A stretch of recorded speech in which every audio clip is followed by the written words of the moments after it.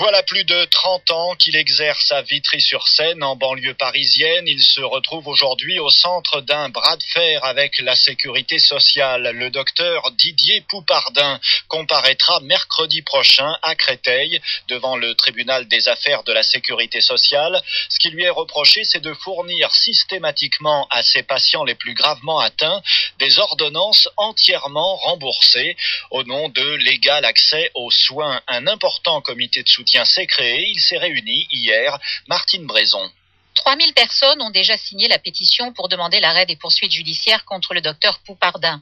Gérard et Nadine en font partie. Gravement malades, ils affirment que sans cette prise en charge à 100%, comme eux, nombreux sont ceux qui ne pourraient pas se soigner correctement. Son combat est juste, Il soigne beaucoup de gens qui ont peu d'argent et s'il ne leur prescrit pas à 100%, pour beaucoup, ne vont pas prendre les médicaments parce qu'ils n'ont pas les moyens et leur maladie va s'aggraver. Ça, c'est une évidence. Ils luttent pour moi, en fait.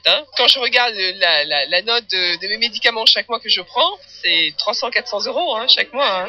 Je n'aurai pas les moyens. Pour le docteur Poupardin, la CPM a un seul objectif, la réduction des dépenses de santé. Il s'agit aujourd'hui de rendre les médecins obéissants pour prendre part activement à la réduction des dépenses de santé. Mais cette réduction des dépenses de santé se fait sur le dos des personnes. J'ai dit tout haut ce que plein de médecins pensent et font chacun dans leur coin. Eh bien, je vais faire un exemple. Donc, je pense qu'aujourd'hui, la direction de la CPM du Val-de-Marne devrait retirer ses poursuites et puis entamer vraiment le débat. Épaulé par des syndicats et des élus, le docteur Poupardin souhaite que le remboursement à 100% devienne désormais la règle pour toutes les personnes atteintes d'une maladie grave. À Paris, Martine Brézon, France Bleu pour France Info. France Bleu 107.1. Bonjour. Faut-il sanctionner un médecin qui garantit un remboursement à 100% à ses patients en longue maladie? Le tribunal des affaires de sécurité sociale de Créteil tranchera ce mercredi.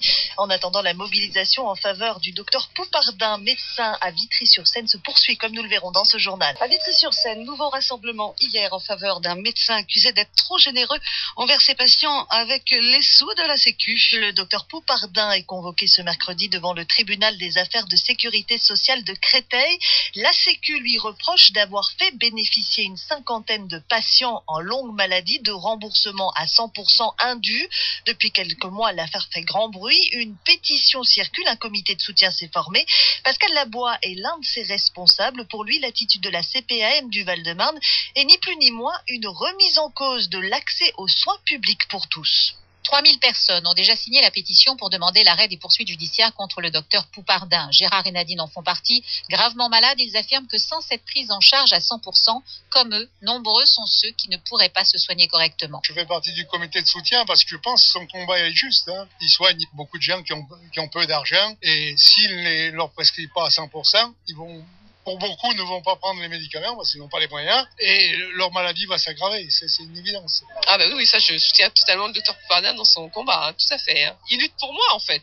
Quand je regarde la note de mes médicaments chaque mois que je prends, c'est 300-400 euros chaque mois. Je n'aurai pas les moyens. Pour le docteur Poupardin, la CPM a un seul objectif, la réduction des dépenses de santé. Il s'agit aujourd'hui de rendre les médecins obéissants pour prendre part activement à la réduction des dépenses de santé. Mais cette réduction des dépenses de santé se fait sur le dos des personnes. J'ai dit tout haut ce que plein de médecins pensent et font chacun dans leur coin. Eh bien, je vais faire un exemple. Donc, je pense qu'aujourd'hui, la direction de la CPM du Val-de-Marne devrait retirer ses poursuites et puis entamer vraiment le débat. Épaulé par des syndicats et des élus, le docteur Poupardin souhaite que le remboursement à 100% devienne désormais la règle pour toutes les personnes atteintes d'une maladie grave. Un reportage de Martine Brézon. La plupart des blocs opératoires ouverts la nuit vont-ils fermer en Île-de-France? C'est une éventualité d'après le journal Le Parisien qui dévoile ce matin une note confidentielle de l'Agence régionale de santé.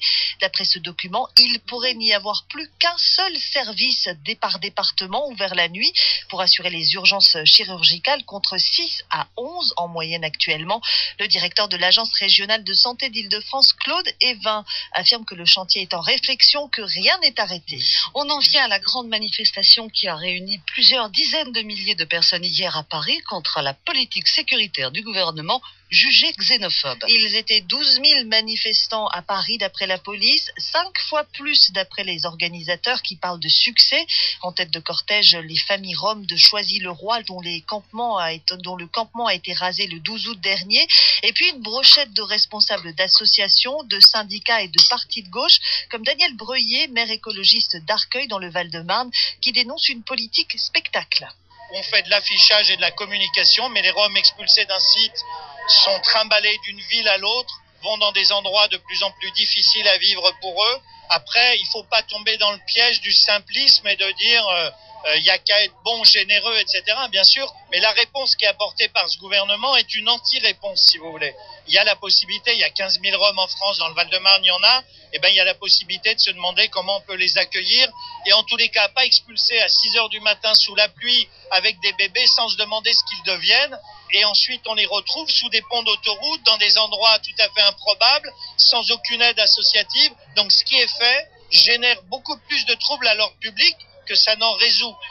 Par ailleurs, on n'a pas le droit de stigmatiser une population entière. Ça, hélas, dans notre pays, on a connu ces périodes-là, et montrer du doigt une population, les désigner comme ça ou les Français d'origine étrangère, franchement, ça c'est scandaleux et c'est inacceptable. Mais après les manifestations, réaction du ministre de l'Intérieur, Brice Hortefeux précise dans un communiqué qu'il poursuivra, je cite, son action déterminée pour faire reculer toutes les formes de délinquance